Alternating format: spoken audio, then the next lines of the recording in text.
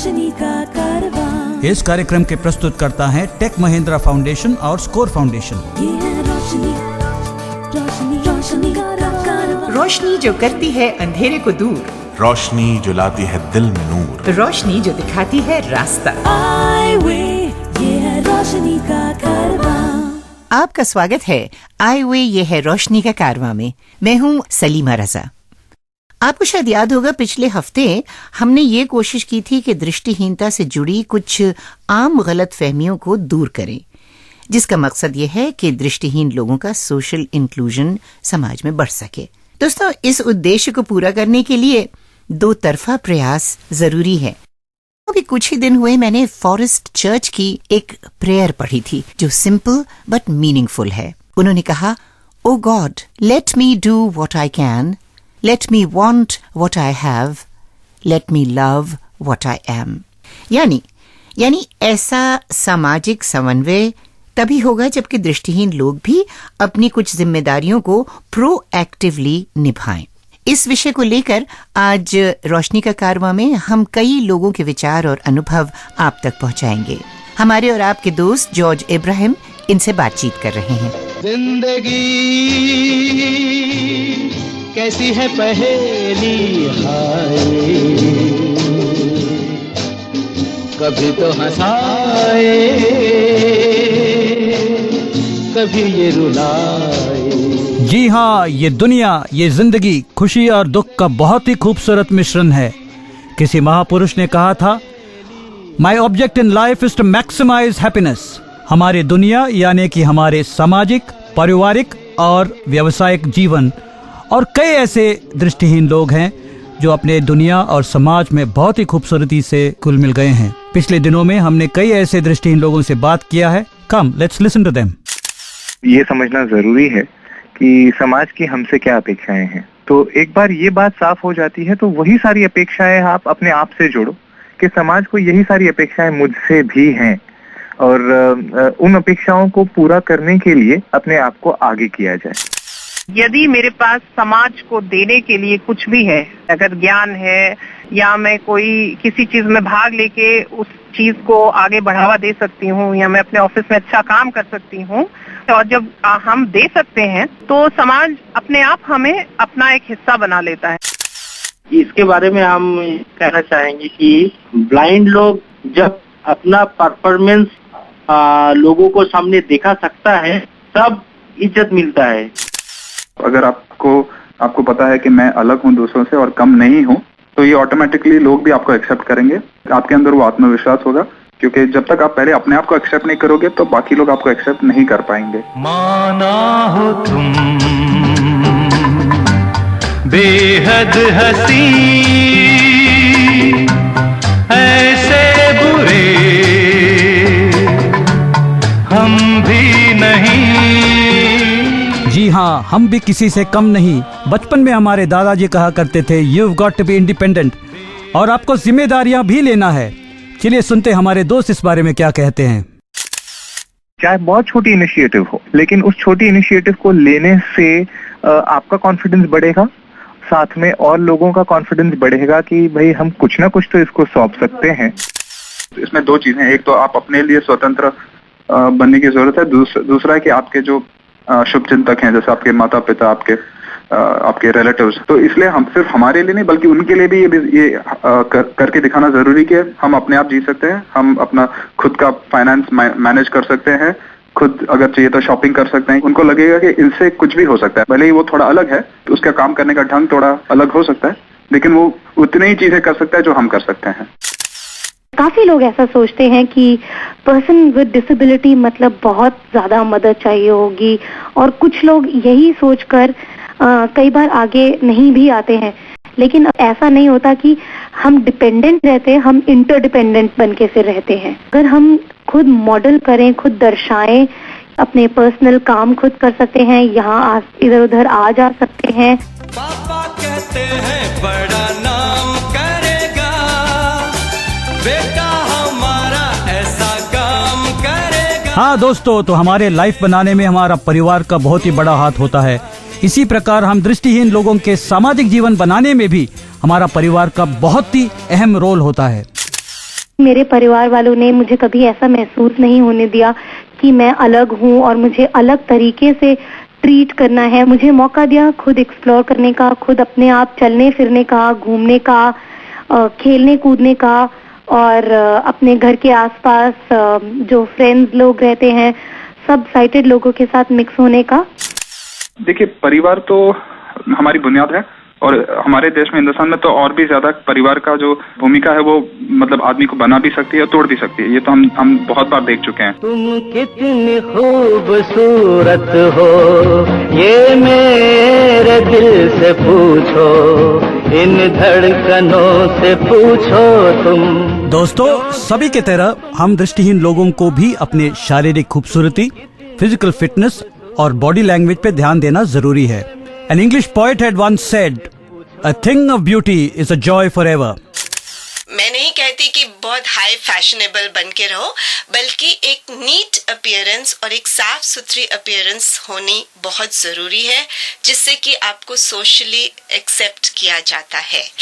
तो क्योंकि ये एक सोशल नियम है, तो इसको तो मैंने बहुत अच्छे से निभाती हूँ। बॉडी लैंग्वेज का बड़ा ज्यादा हिस्सा होता है ब्लाइंड को। उनको ऐसा देखना चाहिए और उसको ऐसा बिहेव करना चाहिए कि मुझे कॉन्फिडेंस पोर्ट्रे करना चाहिए, सीधा बैठना चाहिए, ट्राई करके सीधा देखना चाहिए अगर थोड़े पार्शली साइटेड हो, क्योंकि वो बहुत ही बड़ा इन्फ्लुएंस है। आपका जो बॉडी है, आपका जो फिजिकल पोजीशन है, वो आपका मेंटल पोजीशन को रिफ्लेक्ट करता है। जिंदगी हंसने गाने के लिए है पल, दो पल जिंदगी। जब हम हंसते हंसाते हैं तो आसपास के लोग खुश रहते हैं, और जब हम खुश रहते हैं तो आसपास के लोग हंसते हंसाते हैं। रोना नहीं, खोके रोना नहीं, इसे खोना नहीं, खोके रोना नहीं, जिंदगी। अगर एक डोर सारी मानवता को जोड़ती है तो मैं बोलूंगा भोजन में तो वो शक्कर है और बात करने में तो वो ह्यूमर है। ह्यूमर का बड़ा ही योगदान है। जब आप कोई चीज को आप मजाक के अंदाज से बोलते हो तो लोगों को आपका पॉजिटिव एटीट्यूड उसमें दिखाई देता है। भले ही मामला कैसा कितना भी गंभीर हो, लेकिन आप उसको एक हंसी से अगर आप उसको पेश करते हो तो लोगों को लगता है कि हाँ, ये बंदा पॉजिटिव है, ये बंदा मस्त बंदा है। मैं खुश रहती हूँ, इसलिए लोग मेरे साथ रहना पसंद करते हैं, क्योंकि एक ये जनरल धारणा है कि अगर आप हंसें तो सारी दुनिया आपके साथ हंसेगी, और अगर आप रोएंगे तो आप अकेले रोएंगे।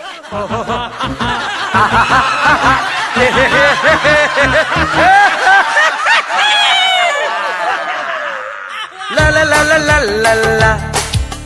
इस कार्यक्रम के दौरान जिन दृष्टिहीन लोगों ने अपना अनुभव बांटा वे हैं मुंबई से मुफस्सल मुंशी, एक बिजनेसमैन, हरि राघवन, एक कॉर्पोरेट एग्जीक्यूटिव, दिल्ली से मधुबाला शर्मा, एक कॉर्पोरेट एग्जीक्यूटिव, गुनीत सेठी और प्रीति मोंगा, जो दोनों पब्लिक रिलेशंस के काम करते हैं, बेंगलोर से राजदीप मनवानी, एक लेक्चरर और पब्लिक स्पीकर, और बंगाल के एक छोटा सा गांव से शेख मुजम्मल हक, एक बिजनेसमैन। दुनिया से कुछ लो, दुनिया को कुछ दो, दुनिया से कुछ लो, दुनिया को कुछ दो, चलो हंस लो झूम। अधिक जानकारी के लिए हमारे आईवे हेल्प डेस्क 011-460-70-380 पर सोमवार से शुक्रवार के बीच सुबह 11 बजे से शाम 5 बजे तक हमें कॉल कर सकते हैं, या हमारी वेबसाइट www.ive.org पर विजिट कर सकते हैं। जैसा आपने सुना, हमें क्षमता की, हिम्मत की जरूरत है। जीवन में सुख और परस्पर संबंध बनाए रखने में अगर आप पिछड़ गए तो हमेशा इसका दोष अपनी दृष्टिहीनता को मत दीजिए। और अब मैं बताने वाली हूं इस सीरीज के पहले एपिसोड यानी एपिसोड 129 के सवाल का सही जवाब, और देखते हैं कौन है इसके लकी विनर। अभी तक वो कौन सा एकमात्र ब्लाइंड व्यक्ति है जो माउंट एवरेस्ट के शिखर तक पहुंच पाया है? और सही जवाब है ऑप्शन सी, यानी कि एरिक वाइनमेयर, जो कि अमेरिका से हैं। और हमारे साथ हैं प्रणय, जो बताएंगे कौन बना आज का विनर। शुक्रिया सलीमा जी। दोस्तों, आप ये भी जानना चाहेंगे कि एरिक वेइनमेयर माउंट एवरेस्ट के शिखर पर चढ़े थे मई 2001 में, यानी लगभग 9 साल पहले। और बिना देरी किए अब बताते हैं कि इस कॉन्टेस्ट के विनर बने हैं बरनाली दत्ता, नलबारी डिस्ट्रिक्ट, आसाम से। बरनाली जी, आपको आपका इनाम बहुत बहुत मुबारक हो। ये है रोशनी का कारवां। और आइए अब बढ़ते हैं इस सप्ताह यानी कि एपिसोड 132 के कॉन्टेस्ट क्वेश्चन की ओर। लेकिन सवाल पूछने के लिए मैं जरा आपको कुछ सुनाना चाहूंगी। ध्यान से सुनिएगा ये क्लिप, जहां रजत अपने दोस्त के साथ अपने लिए जूता खरीदने एक दुकान पर पहुंचे हैं। रजत दृष्टिहीन है। केयरफुल रजत, हमें आगे 3 सीढ़ियां चढ़नी है। ओके मनीषा।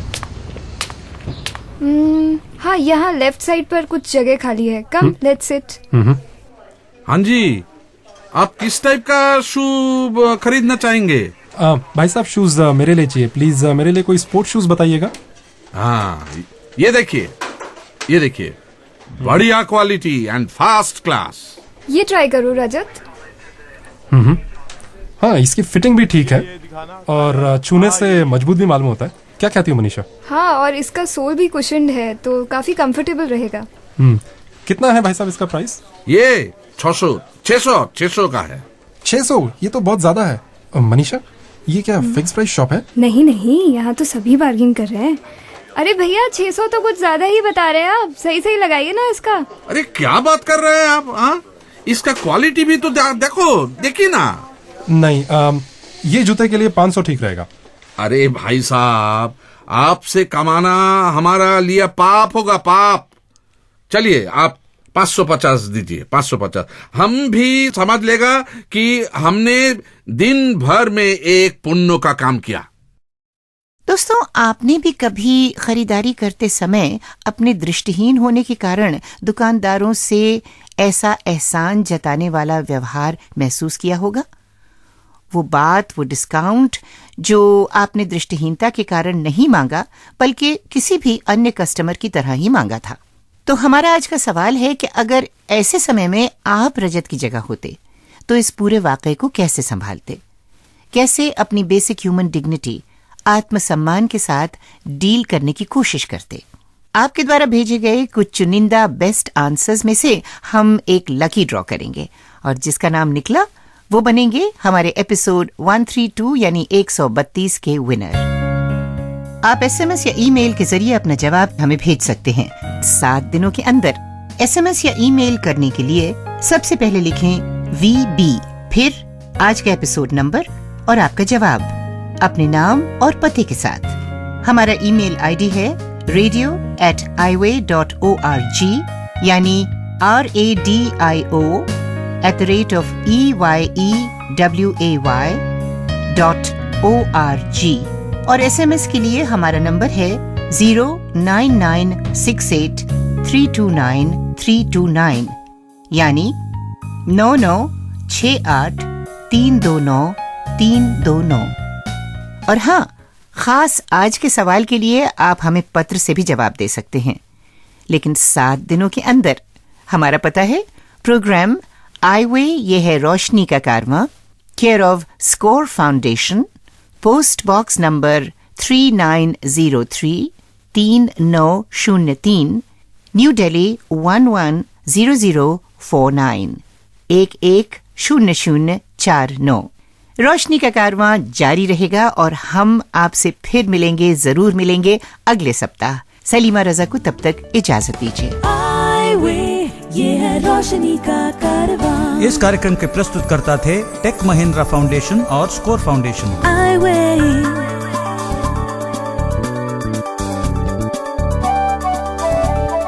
इस कार्यक्रम को आप सुन सकते हैं हर बुधवार रात 9 बजे विविध भारती के सभी स्टेशंस पर और रात 9:30 बजे FM रेनबो के 10 स्टेशंस पर।